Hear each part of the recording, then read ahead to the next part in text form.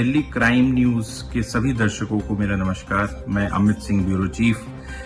दोस्तों, कल भी हमने बताया था कि हम किसी भी खबर को तभी लाते हैं जब उसके बारे में पूरी जानकारी होती है, उसको हमने वेरीफाई किया होता है और उसमें कुछ खोज करी होती है, उसके बाद ही लाते हैं। इसी कड़ी में एक खबर ये है कि कल जो है सीबीआई ने रिया चक्रवर्ती समेत 7 लोगों के खिलाफ एफआईआर दर्ज कर ली है और उसमें एसआईटी बना दी गई है।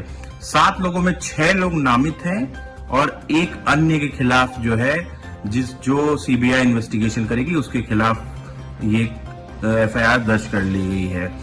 एफआईआर में जिनका नाम है वो है खुद रिया चक्रवर्ती, उसके बाद उनके भाई शौविक चक्रवर्ती, जो कि शौविक चक्रवर्ती इसलिए क्योंकि कई ऐसी कंपनियां मिली हैं जिसमें शायद सुशांत राजपूत का पैसा लगा है, लेकिन उन कंपनियों में सिर्फ ये दोनों भाई बहन ही पार्टनर हैं या डायरेक्टर्स हैं। उसके बाद अगला नाम आता है इंद्रजीत चक्रवर्ती, जो रिया चक्रवर्ती के फादर हैं।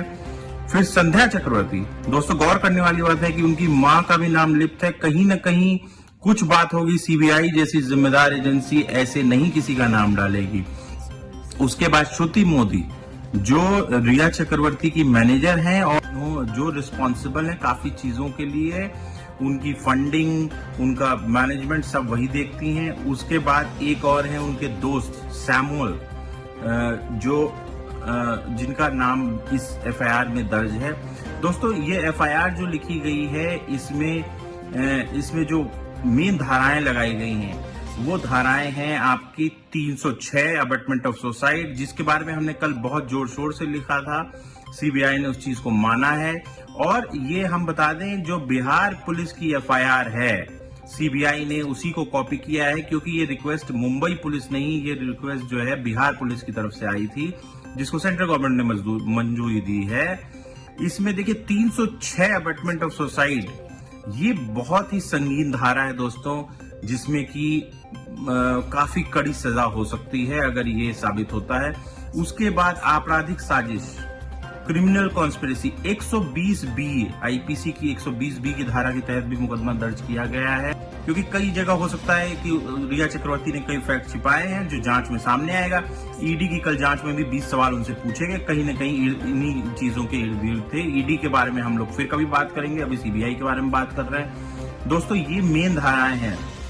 इसमें ये लगाइए कि अगर 120 बी और 306 आईपीसी अगर ये साबित होता है, अगर 420, तो रिया चक्रवर्ती जो हैं वो बहुत बड़ी मुश्किल में फंसेंगी, जिसको उनको कोई बचा नहीं पाएगा। दोस्तों, हम आपको ये बता रहे हैं कि इसमें नहीं, इसमें और धाराएं हैं। इसमें एक धारा जो है 341, 342 है, जिसको कहा जाता है इलीगल कन्फाइनमेंट, जबरदस्ती किसी को रोकना। हालांकि 341, 342 के बारे में ज्यादा मैं कुछ नहीं कहना चाहूंगा, लेकिन हाँ, इस केस में हो सकता है इसका कोई रेलेवेंस हो। 341, 342 जमानती धारा है, कई लोग उसका मिसयूज करते हैं, लेकिन अगर सीबीआई जैसी संस्था इस बारे में 341, 342 लगा रही, जरूर कोई ना कोई फैक्ट्स होंगे, उसके बेसिस पे वो लगा रही है इस तरह का आरोप। दोस्तों, एक तो ये बात है, ये सीबीआई को चला गया है, तो इन्वेस्टिगेशन से रिलेटेड किसी भी बिंदु पर मेरी कोई टिप्पणी करना उचित नहीं है। लेकिन मुझे पूरा विश्वास है कि जब सीबीआई इस केस का अनुसंधान करेगी तो निश्चित रूप से सत्य सामने आ जाएगा और पूरे देश को शंका है। ये हो गया सीबीआई ने। जो सीबीआई ने केस रजिस्टर किया है उसमें ऑलरेडी एसआईटी बनाई जा चुकी है, उसमें एक स्पेशल इन्वेस्टिगेटिव टीम बनाई जा चुकी है, जिसमें काफी सीनियर अधिकारी हैं। इसमें एक अधिकारी है मनोज शशिधर, जो गुजरात कैडर से आते हैं, काफी एक्सपीरियंस्ड हैं और इन्होंने काफी इस तरह के पहले जांचों में काम किया है। उसके बाद उनके साथ एक आईपीएस अफसर हैं जिनका नाम है गगनदीप गंभीर और नुपुर प्रसाद। ये सभी जो हैं काफी सीनियर अधिकारी हैं, जो कि एसआईटी में हैं और जो ये जांच करके रिपोर्ट सौंपेंगे और उस जांच पे आगे सीबीआई हो सकता है कि इन लोगों को अरेस्ट करे, इनको रिमांड में ले और इनसे इन्वेस्टिगेशन करे। तो दोस्तों, ये था सीबीआई के बारे में। लेकिन दोस्तों, हमारी खबर यहीं खत्म नहीं होती, हम एक चीज और बताना चाहेंगे दोस्तों। सुशांत राजपूत ने जिस दिन आत्महत्या की है, दिन था वो 14 जून का।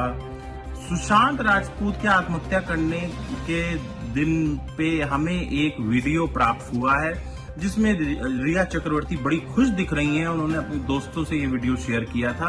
हम ये जानना चाहते हैं कि अगर कोई इंसान जिससे आपका इतना रिलेशन है और आप उससे इतना प्रभावित हैं, अगर वो दुखी है, हम कहते हैं आपको नहीं पता उसने आत्महत्या कर ली, आप इतना खुश कैसे हो सकते हैं कि आपने इतना अच्छा वीडियो बनाया? से कोई अंदर ना आ सके,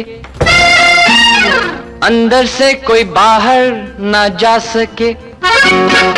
सोचो कभी ऐसा हो तो क्या हो, सोचो कभी ऐसा हो तो क्या हो। हम तुम एक कमरे में बंद हो।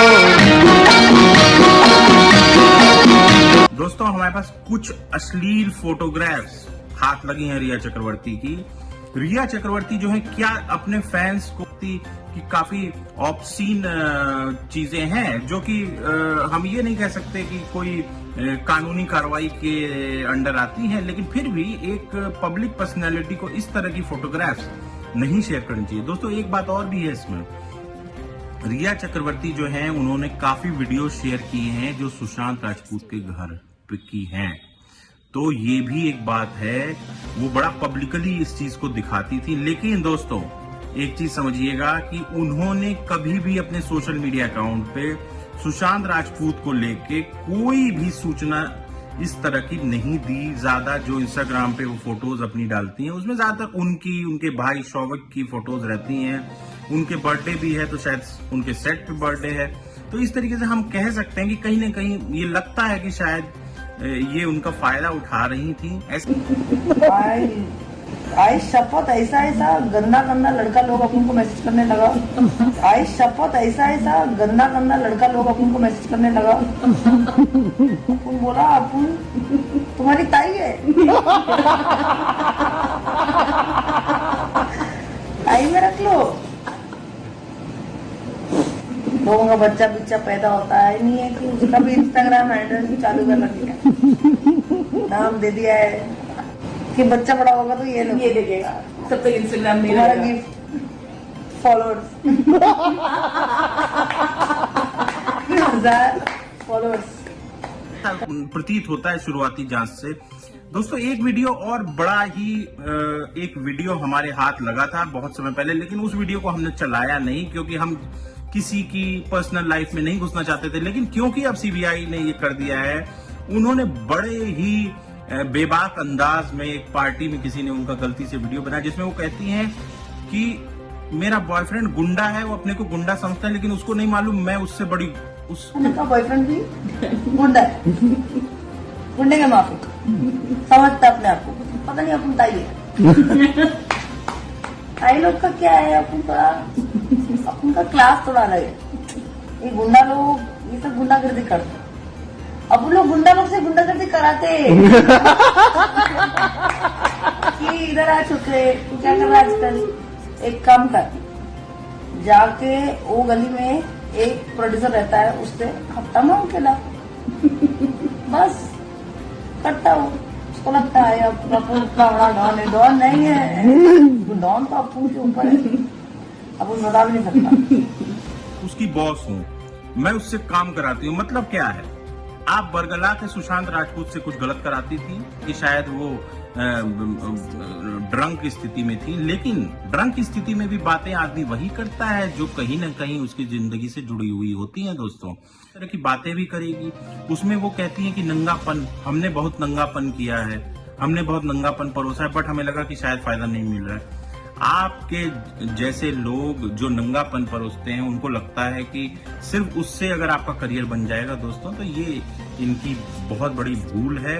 कला की एक अलग जगह है और इस तरह की अश्लील सी ग्रेड हीरोइनों के लिए बहुत छोटा करियर होता है। ये चाहती हैं कि महेश भट्ट जैसे लोगों का यूज करके और या चाहे उनके साथ संबंध बना के आगे बढ़ जाए।